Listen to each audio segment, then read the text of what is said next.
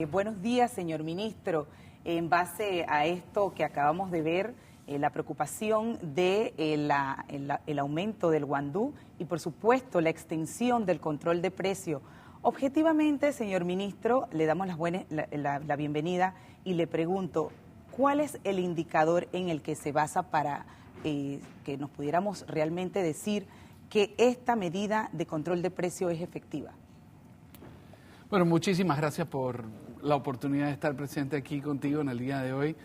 Y creo que objetivamente pues son los análisis estadísticos que se han venido realizando. La canasta básica familiar, desde que entró en vigencia la medida que se circunscribe solo a 22 de los 50 productos que conforman la canasta básica familiar, registra una disminución por el orden de los $52 cuando uno hace una comparación del precio que existía con anterioridad en Minusúper y abarrotería contra el precio que existió inmediatamente después. Los precios se han mantenido razonablemente estables, aun cuando algunos han demostrado un pequeño incremento, sobre todo los 28 productos no regulados, pero que también forman parte de la canasta básica familiar. Cuando uno compara, digamos, para comparar peras con peras y manzanas con manzanas, a nivel de los supermercados, el ahorro es menor en función de que tradicionalmente los costos del supermercado son más baratos, pero incluso se encuentran disminuciones en el costo de la canasta básica familiar por encima de los $20. Y por lo tanto, la consideración de parte del gobierno en función de haber visto estos análisis estadísticos es que esto está aumentando la capacidad adquisitiva del pueblo panameño, que tienen más dinero en su bolsillo y que con ese dinero pueden comprar más productos, pero no solo eso. Muchos de los comerciantes nos han dicho que, aun cuando sus márgenes de utilidad son menos, en función de que el panameño tiene más dinero en su bolsillo, está comprando más, haciendo que su inventario rote más veces, e incluso algunos de ellos nos están diciendo que están teniendo mayores ingresos económicos. Esto pareciera ser que ha generado una competencia a la baja, que era lo que estaba buscando el gobierno. Se ha utilizado el concepto de congelamiento de la canasta básica familiar. Realmente lo que hizo el decreto fue ponerle un precio tope a la canasta básica familiar, tratando de romper el ciclo en donde antes se competía hacia arriba en precio y la función del gobierno es procurar que se compita hacia abajo en precio. Sí, ahora bien, tuvimos la oportunidad de analizar el último informe a noviembre que presenta la Contraloría sobre el informe el índice de precio al consumidor. Y no observamos que realmente sea impactante esta baja de precio del consumidor. ¿Esto a qué se debe? Bueno, hay que ver contra qué lo comparas. Efectivamente, si lo comparas de noviembre contra octubre, pues efectivamente los precios se han mantenido estables. La disminución sustancial se dio al momento de la aplicación del decreto, que fue en el mes de julio, en donde efectivamente se pudo constatar que Minsupers y abarroterías tuvieron un descenso por el orden de los $52. De hecho, desde ese momento hasta ahora, la canasta básica familiar ha aumentado aproximadamente por el orden de los $2, que no están en los 22 productos regulados, están en los 28 productos no regulados, sobre los cuales el decreto establece una figura que nosotros le hemos denominado libertad vigilada, y en donde estamos muy pendientes del comportamiento de esos productos, sobre todo al alza. Y en la medida, y lo hemos dicho en repetidas ocasiones, que veamos que esos comportamientos al alza de los 28 productos que forman parte de la canasta básica familiar, pero que no están regulados, no tienen un patrón lógico que obedece a la dinámica de competencia que debe haber en el mercado, pues el gobierno se reserva el derecho de regular esos productos también. Sí. Ahora bien, ministro, lo decía hace un momento mi compañero Edwin de manera muy atinada. Tenemos hace un mes de estar escuchando de manera reiterada que los precios internacionalmente del combustible están desmoronándose. Me pregunto yo, si esto está pasando, esto está sucediendo, ¿cómo es posible que los precios de la comida y de la canasta básica sigue igual o aumentándose o se mantenga? ¿No pudiera también suceder el mismo fenómeno, que los productos casualmente, los que están regulados, pudieran bajar de precio?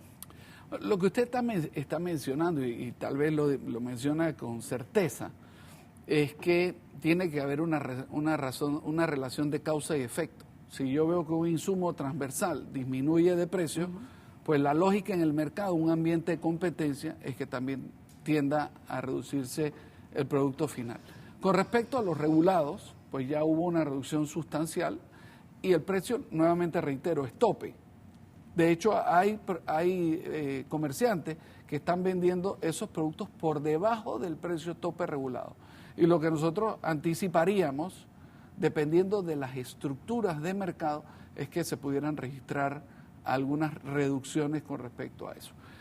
Pero nuevamente, esto en el contexto de que está anunciado un aumento de la tarifa de la energía eléctrica, se da un momento en donde también está habiendo una reducción del precio del combustible y todavía creo que es prematuro, pero dentro de muy poco tiempo tenemos que ver cuáles son los efectos netos de esto, de manera tal que podamos tener una visión de cuál es el comportamiento de los precios en el mercado y todo aquello que no obedezca a dinámicas de competencia, a precios razonables, pues usted tenga la seguridad que al gobierno nacional no va a dudar un instante en incluir productos adicionales a los 22 que ya están incluidos. Ministro, ¿cuánto tiempo más piensan mantener o extender este control de precio que ha señalado el presidente? ¿Y cómo han pensado en reforzar el sector agropecuario, entendiendo que 21 de los 22 productos se producen en nuestro país? Sí, efectivamente, varios temas. En primer lugar, recomponer todas las estructuras de generar que haya un clima de un mercado competido. Es complejo que suceda en 6 meses. De hecho, hemos tenido más de 100 años de vida republicana y los últimos 5 años pues experimentamos una inflación que era muy elevada, pero que la inflación en el precio de los alimentos era más elevada que la inflación a nivel nacional. En segundo lugar, pues el ministro de Desarrollo Agropecuario tiene una política transparente, abierta y agresiva para tratar de generar esas eficiencias en los ciclos productivos que al final tiendan a ir a la cadena de comercialización, particularmente al detallista. Y en tercer lugar, pues el gobierno tiene la responsabilidad de poner en marcha cosas que francamente se idearon durante el gobierno anterior, pero que adolecían de un hilo conductor que saliera de un proyecto de infraestructura a una realidad. Y en este caso, por ejemplo, me refiero a la cadena de frío, en donde tenemos unas mega obras, tenemos una cantidad muy representativa de inversión pública, pero que sin embargo todavía no está completamente operativa y en consecuencia de eso pues todavía no hemos podido reducir las mermas de los productos agrícolas desde que se cultivan y se cosechan en el campo hasta que llegan al punto de venta.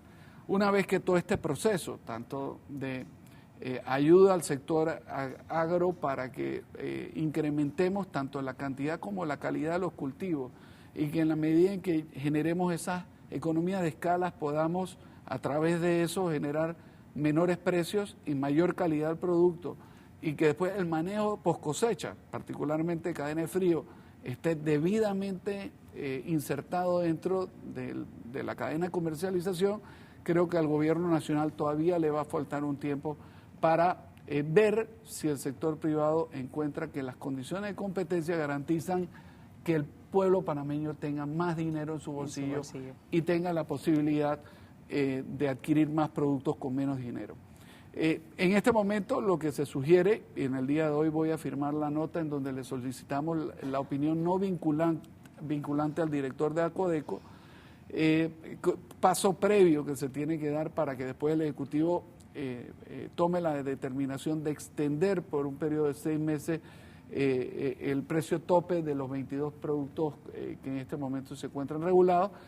Y habría que recordar que el decreto anterior cesa su vigencia el día 7 del próximo mes de enero, ¿no? Entonces, esperamos que durante el transcurso de esta semana, primeros días de la próxima, el nuevo decreto que extiende la vigencia por un periodo adicional de 6 meses más se encuentre en vigencia y por lo tanto le demos la seguridad a los consumidores de que van a poder seguir obteniendo productos de calidad, en cantidad y al precio que les permita tener más dinero en su bolsillo. Perfecto. Acláreme algo, señor ministro.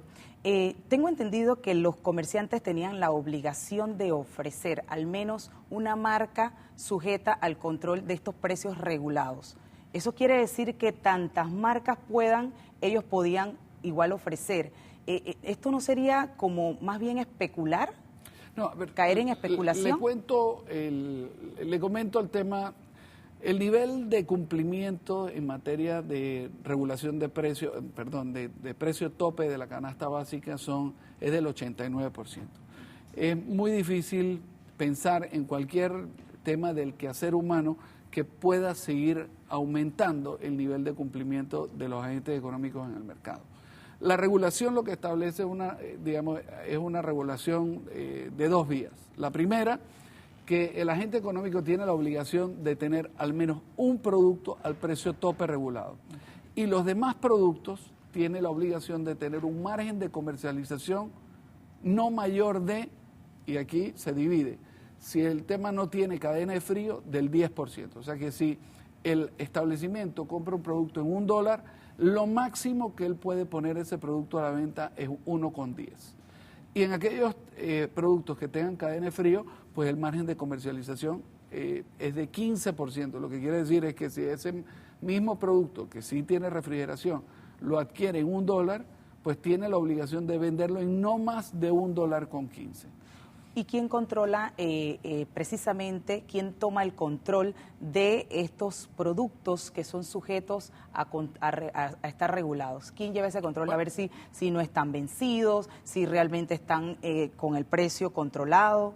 ¿Quién lleva ese control? La Ley de Defensa de la Competencia y Protección del Consumidor establece que estas responsabilidades, en términos generales, son de la competencia, son de ACODECO. De hecho, el decreto le otorga la facultad de supervisión del cumplimiento del decreto también a ACODECO, y desde hace aproximadamente 10 días hemos estado trabajando con ellos con la finalidad de revisar que los porcentajes topes de comercialización se estén cumpliendo.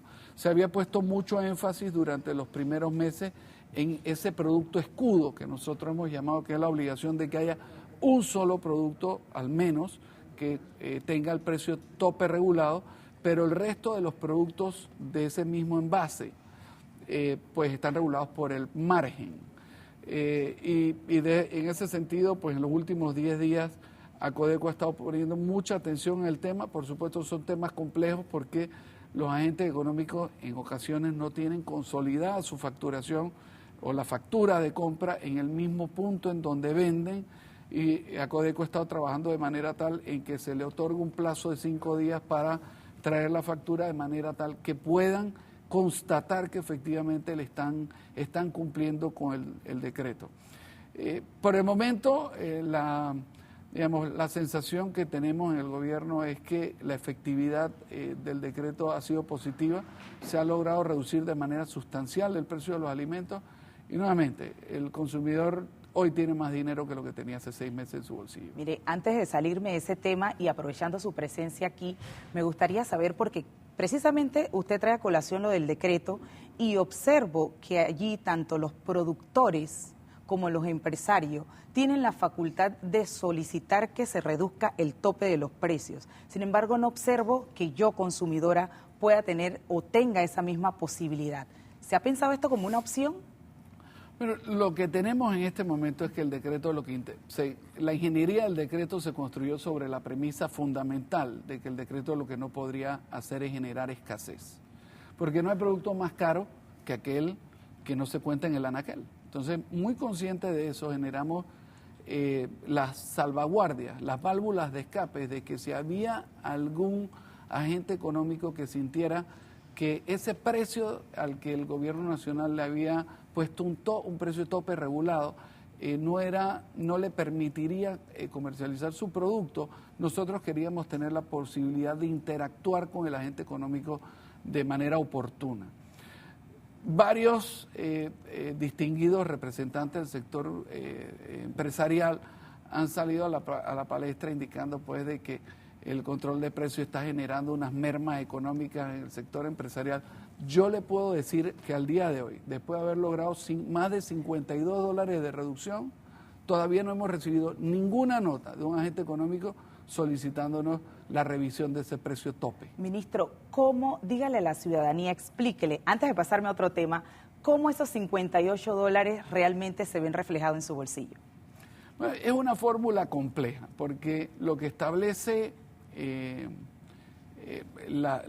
donde se establece la fórmula para poder identificar el costo, significa, por ejemplo, que la familia panameña está conformada por 3.84 personas. Bueno, ninguna familia estaba conformada por un punto algo. Y que los consumos, entonces habría que multiplicar ese factor familiar por el volumen de consumos promedios, que en pollo tiene determinada cantidad de libras, que en papa tiene... Y cuando uno hace la proyección del precio tope regulado por el número de familias, de personas que componen una familia, por el consumo promedio de un mes, eso ahí es lo que le da. Pero lo que estoy seguro es que es relativamente sencillo. Perfecto. Cuando usted va al supermercado y entra a la góndola y usted ve el producto que tiene el hablador, puede uno constatar. Ministro, se ha dicho también que va a aumentar el metro. Cuéntenos de eso. Es una preocupación de los panameños esta situación de que va a aumentar. ¿Puede hablarnos profundamente con relación a ese incremento? A profundidad seguramente que no, porque la autoridad responsable de esto es el ministro del canal, que en este momento tiene también la responsabilidad de tener el tema del metro, pero sí le puedo comentar que todos queremos un metro que sea eficiente, que se pueda mantener y que sea vigente en el tiempo, o sea, que no sea una infraestructura que se hizo con el aporte de los contribuyentes de hoy y que tal vez dentro de 5, 6, 7 años no podemos gozar de ese mismo metro con la misma calidad y eficiencia con la que lo estamos utilizando hoy, en función de que los recursos presupuestarios y económicos que aportamos todos por vía del pago al pasaje no han permitido darle el mantenimiento que esa infraestructura requiere. Entonces, lo que está evaluando el gobierno es poner un precio del transporte del metro en que sea razonable. En que sea razonable y que también, o sea, que no menoscabe de manera significativa el poder adquisitivo del panameño, pero que tienda a garantizar que haya un servicio de metro de transporte que sea sostenible en el tiempo. Perfecto. Permítame un segundo, vámonos con nuestra compañera Gretel para interactuar con nuestros seguidores a través de las redes. Así es, Edna, como bien lo mencionas, estamos preguntando a través de nuestras redes sociales, ¿cuánto usted cree que debe aumentar el precio del pasaje del metro? Usted ha escrito diversos comentarios a través de nuestro Twitter y vamos a compartirlos de inmediato. Voy entonces a darle lectura a algunos de los mensajes que hemos estado recibiendo y voy a iniciar con este que tengo aquí de Edgar Castillo, que dice: un precio aceptable es de 75 centavos. Hay que hacer rentable el metro para establecer ese servicio. Vamos con otras de las opiniones que se generan. Víctor de Lima ha posteado el siguiente mensaje y dice: los estudios técnicos recomiendan de 60 a 65 centavos. La evidencia de los expertos debe prevalecer sobre las opiniones políticas. Otros mensajes que estamos recibiendo a esta hora de la mañana. Eduardo Caballero dice: la tarifa debe subir lo necesario para que el Estado no lo subsidie. Seamos conscientes, el servicio es excelente. Ahí vemos las diversas opiniones que se generan en torno a este tema. Voy a ir también con David Alberto, quien dice él: no más de 45 centavos, después revisar la tarifa nuevamente cuando termine la línea 2.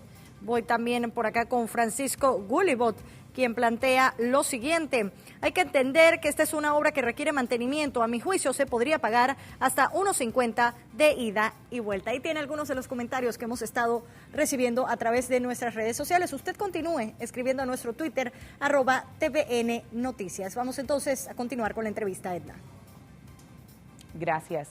¿Cuánto, ministro, será ese incremento para el metro? Tal vez yo no soy la autoridad gubernamental que tiene la responsabilidad de trabajar en ese menester, pero está circulando sobre dos premisas, ¿no? La primera es que no puede ser una tarifa que menoscabe sustancialmente el poder adquisitivo del panameño, y en segundo lugar tiene que ser una tarifa que tienda a garantizar que la calidad del servicio del Metro de Panamá, tal cual se da en el día de hoy, sea sostenible en el tiempo. ¿Y aproximadamente tiene usted alguna idea, un dólar, más de un dólar? Yo no quisiera anticipar criterios sobre el tema. Perfecto.